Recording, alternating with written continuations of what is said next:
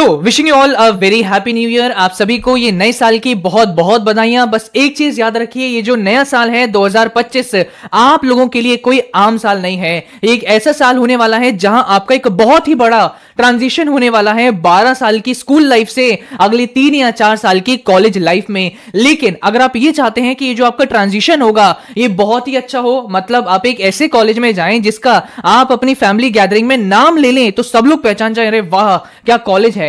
लेकिन अगर आप ये नहीं चाहते कि आप एक ऐसे कॉलेज में जाओ जिसका आप नाम लें और आपसे पूछा जाए अरे कौन सी यूनिवर्सिटी में आता है, या फिर आप 2026 2 जनवरी को बैठ के वापस से मेरी ये वीडियो एज अ ड्रॉपर नहीं देखना चाहते, तो आप लोगों को आपके पास जो आखिरी के 4 महीने बचे हैं ये बहुत सही तरीके से यूटिलाइज करने पड़ेंगे। अब कैसे करने पड़ेंगे, इसके लिए बिल्कुल न्यू पैटर्न पर बेस्ड आपका भाई एक न्यू स्ट्रैटेजी लेके आया है। हेलो, ये शॉर्ट्स की तरफ उंगली नहीं जानी चाहिए। आपका टाइम टेबल मैं बनवा दूंगा और साथ ही साथ आपके एक हफ्ते का प्लान बनवा दूंगा।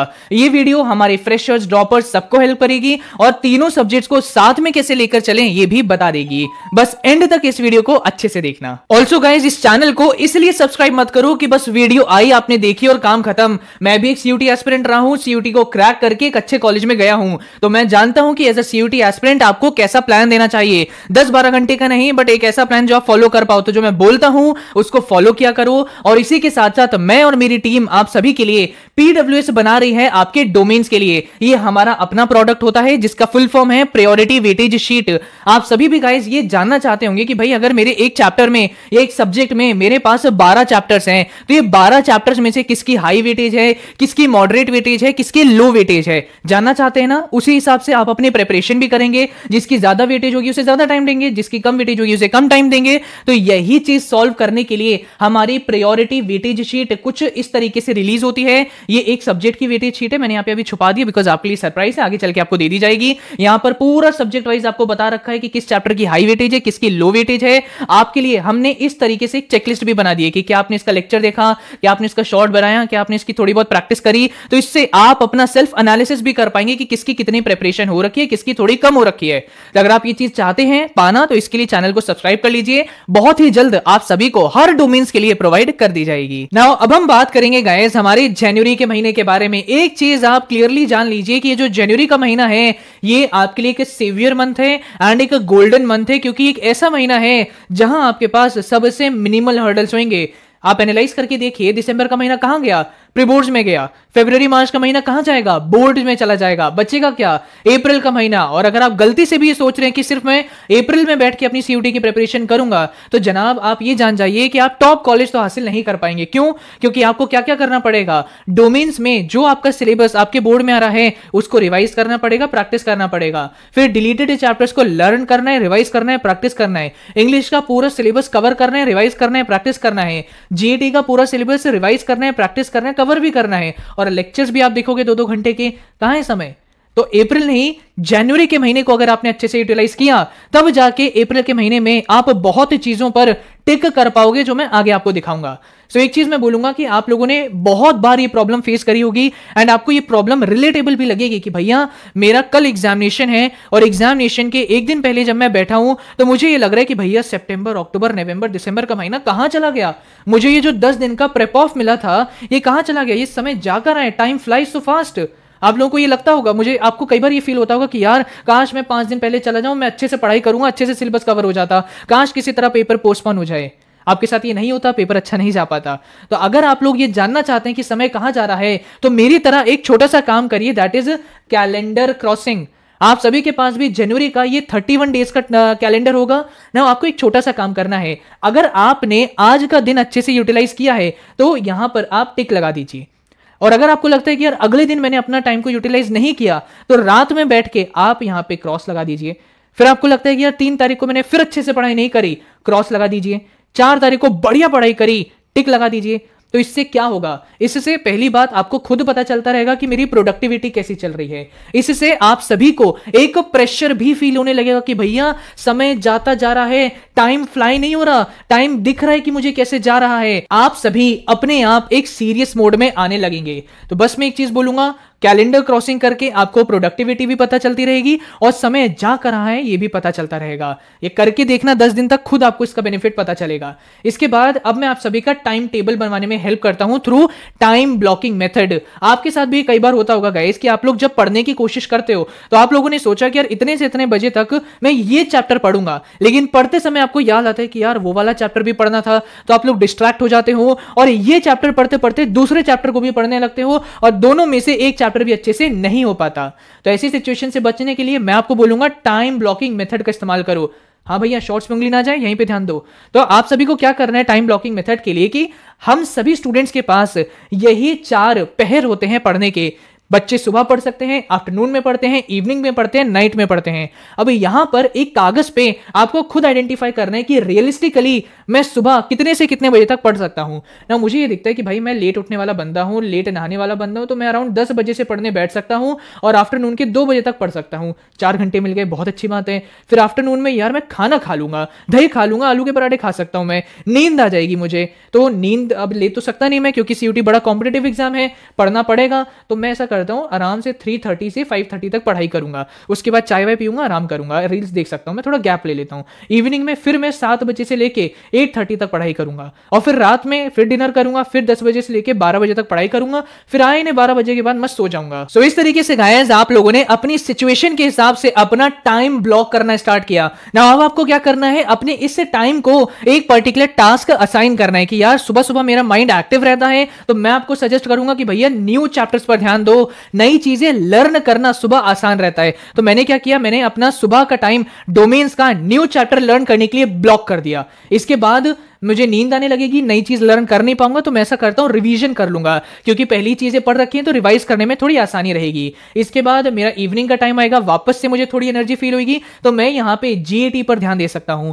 और फिर उसके बाद रात में मैं बैठूंगा, कुछ समय इंग्लिश का कोई लेक्चर देख लूंगा और उसके बाद थोड़ी प्रैक्टिस कर लूंगा। तो इससे आपका पूरा दिन का एक बेसिक टाइम टेबल क्रिएट हो गया। बस एक चीज बोलूंगा, अगर आप इस टाइम टेबल को सक्सेसफुल करना चाहते हो तो जितना टाइम आपने एक टास्क के लिए ब्लॉक कर दिया है, तो उस समय पर डिस्ट्रैक्शन को दूर करके बिल्कुल फोकस्ड होके उस चीज पर ही अपना फोकस लगाना, डिस्ट्रैक्ट मत होना, तब जाके ही आपके टास्क कंप्लीट होने स्टार्ट हो जाएंगे। एक चीज बोलूंगा, लगातार 4 घंटे नहीं पढ़ना, 2 घंटे पढ़ो, 10 मिनट का ब्रेक लो, 2 घंटे पढ़ो, 10 मिनट का ब्रेक लो, ऐसे पढ़ाई हो पाती है। एक बहुत बड़ा क्वेश्चन कि भैया मार्केट में बहुत सारी सीयूटी की किताबें हैं, किसकी किताब हमें लेनी चाहिए? So answer is it depends on your needs. अभी आपका पूरा सिलेबस तो कंप्लीट हुआ नहीं, राइट? तो आप सभी फुल सिलेबस का टेस्ट तो दे नहीं सकते, तो अभी आप क्या दे सकते हो कि जितने चैप्टर्स हुए एटलीस्ट उसकी तो प्रैक्टिस स्टार्ट कर दें। तो इस मोमेंट पर आपके लिए क्वेश्चन बैंक से बढ़िया चीज रहती है, जिसके अंदर आप सभी को क्या मिल जाते हैं, प्रीवियस ईयर क्वेश्चंस मिल जाते हैं। इसके अंदर आप सभी को हर एक एक चैप्टर के चैप्टर वाइज क्वेश्चंस मिल जाते हैं। और उस वाल की खासियत यह है कि सिर्फ क्वेश्चंस ये नहीं देते, आपको शॉर्ट नोट्स, माइंड मैप्स, जिससे आप क्विकली रिवाइज कर सकें, ये भी इसमें आपको मिल जाता है। और साथ ही साथ इसमें इस बार क्या दिया जा रहा है, हाई लाइकली क्वेश्चंस, जो आगे सीयूटी 2025 में हाईली प्रिडिक्टेबल हैं। सो डोमेन्स के लिए मैं बोलूंगा बहुत बढ़िया किताब है, लिंक मैं डिस्क्रिप्शन में दे रहा हूं। आगे रिव्यूज और कई के आते रहेंगे, बट डोमेन्स के लिए तो मैं बोलूंगा this is really good, link is in my description box. और इस वीडियो को सिर्फ देखो ही मत, जो मैं बोल रहा हूं उसको करना स्टार्ट करो। अब देखो यार, आप सभी का ना 1 हफ्ते का प्लान बनाने में मैं आपकी हेल्प करता हूं। जैसे आप लोगों ने यहां पे बैठ के अपना पूरा टाइम डिजाइन किया, अपना टाइम एक पर्टिकुलर टास्क के लिए ब्लॉक किया। अब डोमेन्स के लिए तो मैं आपको नहीं बता सकता आपका क्या प्लान होना चाहिए, बिकॉज आई डोंट नो कि आपके लिए कौन सा चैप्टर नया है, आपको कौन से चैप्टर को रिवाइज करना है। ये काम अभी के अभी बैठ के करना स्टार्ट करो, आइडेंटिफाई करो कौन सा आपके लिए न्यू चैप्टर है, कौन सा आपके लिए रिवाइज करने वाला चैप्टर है। लेकिन जीएटी और इंग्लिश में क्या करना है ये मैं आपको बताता हूं। अब आज आपकी 2 जनवरी है, तो इवनिंग में बैठ के हमारा ये टारगेट रहेगा कि यार मैं ना लेक्चर देखूंगा किसी टीचर का, फिर लेक्चर देखने के बाद मेरा ये टारगेट रहेगा कि मैं अपने शॉर्ट नोट्स बनाऊं, डीपीपीस पे ध्यान दूं। एंड आज का मेरा टारगेट है कि इवनिंग में बैठ के मैं एनालॉजी का चैप्टर खत्म करूंगा। फिर उसके बाद 3 जनवरी को मेरा टारगेट होगा कि मैं इवनिंग में बैठ के जो टाइम मैंने जीएटी के लिए ब्लॉक किया है उस समय पर मैं डिस्टेंस डायरेक्शन कंप्लीट करूंगा, फिर मैं कोडिंग डिकोडिंग कंप्लीट करूंगा, फिर मैं अल्फाबेट सीरीज कंप्लीट करूंगा। तो इस तरीके से आप देख सकते हो कि हम एक दिन में अपने आप को ज्यादा प्रेशराइज भी नहीं कर रहे, एक दिन के अंदर आप एक एक चैप्टर भी कंप्लीट कर रहे हैं। तो जनवरी में कितने दिन होते हैं जनाब, 31 दिन होते हैं। तो आप 20 दिन में अपना एलआर भी कंप्लीट कर लोगे और 16 दिन में अपना क्वांट्स भी कंप्लीट कर लोगे।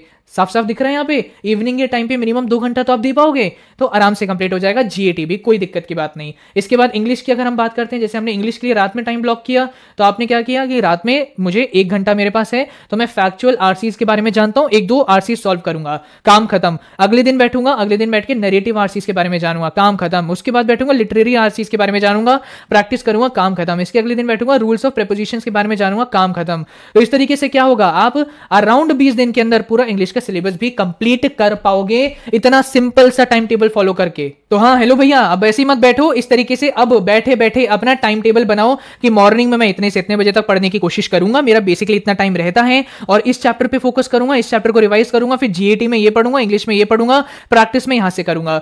इस तरीके से एक बार अपना छोटा सा प्लान बना लो। आज 2 जनवरी वैसी हो चुकी है और प्लान बनाने में प्रोक्रास्टिनेट करोगे तो जैसे कि मैंने बोला टाइम फ्लाइज, तो आपका टाइम फ्लाई होता चला जाएगा और एंड में जाके आप अप्रैल के महीने में आ जाओगे और प्रेशर से भर जाओगे। बट यहां पर ड्रॉपर्स के मन में एक क्वेश्चन आता है कि भैया हमारे लिए मंथ वाइज प्लान क्या हो सकता है। एक चीज मैं बोलूंगा कि आप लोग ना एक दिन में बहुत सारी सब्जेक्ट कवर करने की कोशिश मत करो। वो तो हमारे फ्रेश स्टूडेंट्स हैं, उनके पास टाइम कम है, स्कूल जा रहे हैं, तो इसीलिए मैंने उनको बोला जीएटी और इंग्लिश पर फोकस करो। बट आप लोग तो अभी घर में खाली बैठे हो, आपके पास तो कोई बोर्ड एग्जामिनेशन है नहीं, आप कहीं स्कूल भी नहीं जा रहे, तो आपके पास पूरा दिन है। तो आप लोगों के साथ ये प्रॉब्लम आती होगी कि यार मैं एक दिन में इतना सब कुछ प्लान कर रहा हूं, रील्स देख रहा हूं, तो मेरे से टाइम पे चीजें नहीं हो पा रही और एंड ऑफ द डे मुझे लग रहा है कि यार मैं कुछ भी नहीं पढ़ा हूं। तो ऐसे अगर आप कंटिन्यू करते जाओगे तो समय वेस्ट होता जाएगा। हम क्या करते हैं ना, अपने सब्जेक्ट को एक पर्टिकुलर टाइम दे देते हैं। देखो आप क्या करो कि ये जो जनवरी का आपका महीना है, इस समय पर आप बस एक टारगेट रखो कि मैं कोई भी मेरी जो 2 स्ट्रॉन्ग डोमेन्स हैं उनको मैं कवर करूंगा। तो आप आपके जो भी 2 बढ़ के आपके जो भी कोई 2 बड़े तगड़े डोमेन्स हैं उनकी प्रिपरेशन करो और जब भी कोई चैप्टर कंप्लीट हो उसका एक चैप्टर वाइज टेस्ट दे दो। इससे प्रैक्टिस भी साथ साथ होती रहेगी। फिर जनवरी में आपने अपने 2 डोमेन्स कवर किए, फरवरी में आप टारगेट रखो कि मैं जीएटी का सिलेबस कवर करूंगा, मार्च में बैठ के मैं एक डोमेन और इंग्लिश को कवर करूंगा। तो इससे क्या होगा, आप हर सब्जेक्ट को प्रॉपर टाइम दे पाएंगे। अप्रैल के महीने में क्या होगा, आप रिवाइज और प्रैक्टिस कर पाओगे और जनवरी फरवरी मार्च में ऑलरेडी आपकी ठीक ठाक प्रैक्टिस हो जाएगी चैप्टर वाइज टेस्ट देके। तो मैं बोलूंगा कि आपको कुछ इस तरीके से अपना मंथ वाइज प्लान बनाना चाहिए। बाकी डे वाइज प्लान कैसे बनना चाहिए, आपका डे वाइज प्लान बनना चाहिए इस तरह टाइम ब्लॉक करके। नाउ गाइस अब हम बात करेंगे हमारे फरवरी मंथ के प्लान्स के बारे में। जैसे कि मैंने आप सभी की डेट शीट देखी, आप सभी के बोर्ड एग्जामिनेशन 15 फरवरी से स्टार्ट हो जाएंगे। तो एक चीज आप याद रखिए कि जो आपका 1 फरवरी से लेकर 10 फरवरी का टाइम है, इस समय पर आप सभी अपने वीक चैप्टर्स को फिनिश ऑफ कर सकते हो। बेसिकली इसको आप एक रिजर्व टाइम की तरह रख सकते हो कि भाई आप सभी जो भी आपके ऐसे डोमेन सब्जेक्ट्स थे जिनको आप अच्छे से रिवाइज नहीं कर पाए या अच्छे से लर्न नहीं कर पाए, जो आपके वीक रह गए, उन चैप्टर्स को आप इन 10 दिन के अंदर कवर करने की कोशिश कर सकते हैं। ये एक तरीके से आपका रिजर्व टाइम हो जाएगा, एक बैकअप टाइम हो जाएगा जहां पर आप अपने बैकलॉग्स को क्लियर करोगे। नाउ ये तो हो गया। इसके बाद 11 फरवरी से लेके 14 फरवरी से आप अपने बोर्ड एग्जामिनेशन की प्रिपरेशन स्टार्ट कर सकते हैं और फिर आप अपने बोर्ड्स पर ही समय लगाइएगा। लेकिन इससे पहले का टाइम सीयूटी में जाना चाहिए। नाउ बहुत इंपॉर्टेंट क्वेश्चन कि भैया हम कंपलसरी क्वेश्चंस को कैसे आंसर करें, क्योंकि पहले 10 क्वेश्चन छोड़ने का मौका होता था बट अब नहीं होगा। ये एक थोड़ी प्रॉब्लमैटिक चीज जरूर आप सभी के लिए रहेगी। इसके लिए ऑब्वियस सी बात है कि आपको प्रैक्टिस बहुत करनी पड़ेगी, लेकिन सिर्फ प्रैक्टिस ही नहीं बट कंटेंट भी दिमाग में होना चाहिए। अब कंटेंट कैसे आएगा, इसके लिए आपको एनसीईआरटी की कंप्लीट रीडिंग करनी पड़ेगी।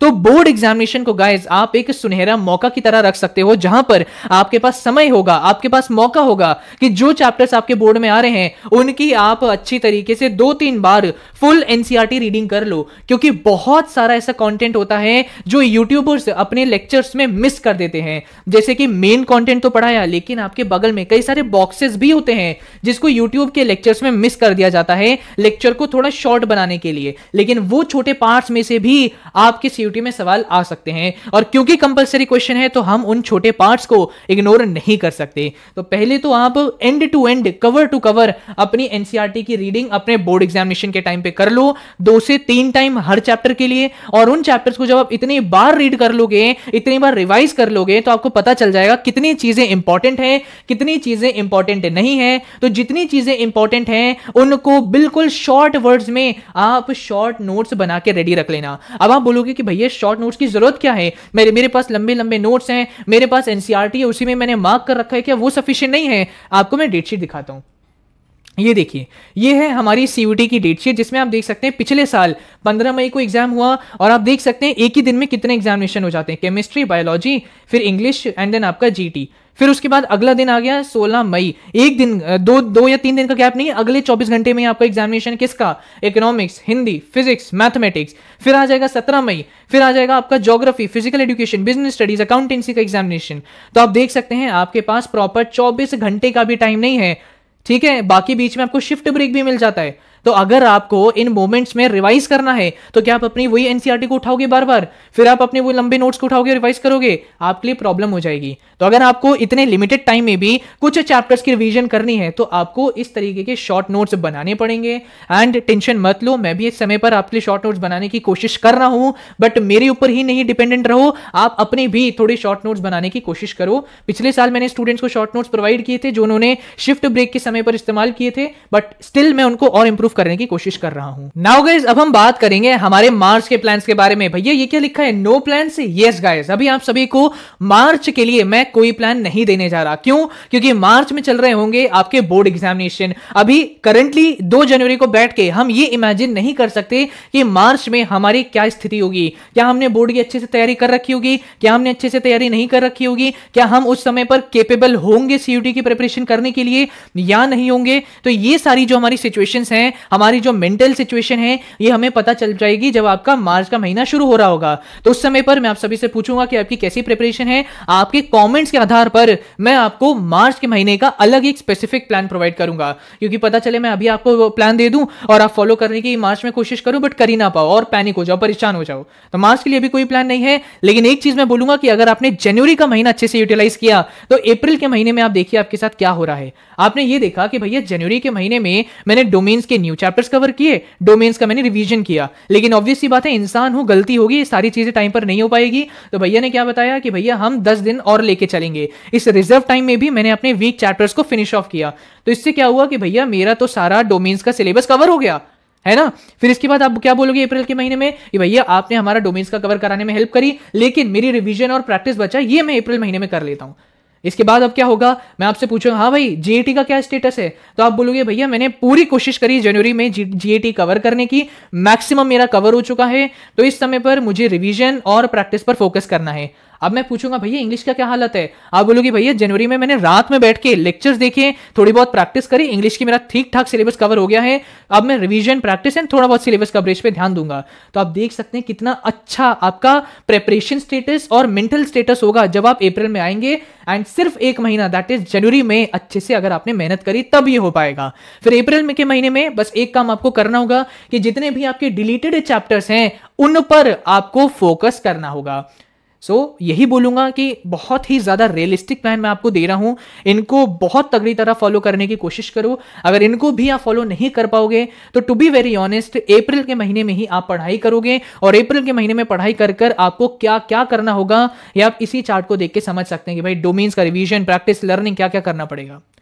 सीरियसली जनवरी के महीने के लोग, ठीक है। और ये चीज याद रखो मैं आपके साथ हूं, कोई भी आपको सवाल आता है कमेंट सेक्शन में पोस्ट कर देना, आपको डेफिनेटली हेल्प करूंगा। एंड आगे चल के आपके जीएटी के लिए एक डिटेल वीडियो आएगी, इंग्लिश के लिए एक डिटेल वीडियो आएगी, सो उसके लिए चैनल से कनेक्टेड रहिए। और पीडब्ल्यूसीज बहुत जल्द आपके लिए लॉन्च होने वाले हैं, तो चैनल को सब्सक्राइब कर लीजिए। मिलते हैं अपनी अगली वीडियो में, तब तक के लिए ऑल द वेरी बेस्ट। और हाँ भैया, शॉर्ट्स पे उंगली नहीं जानी चाहिए, अब यूट्यूब बंद और पढ़ाई पे लग जाओ।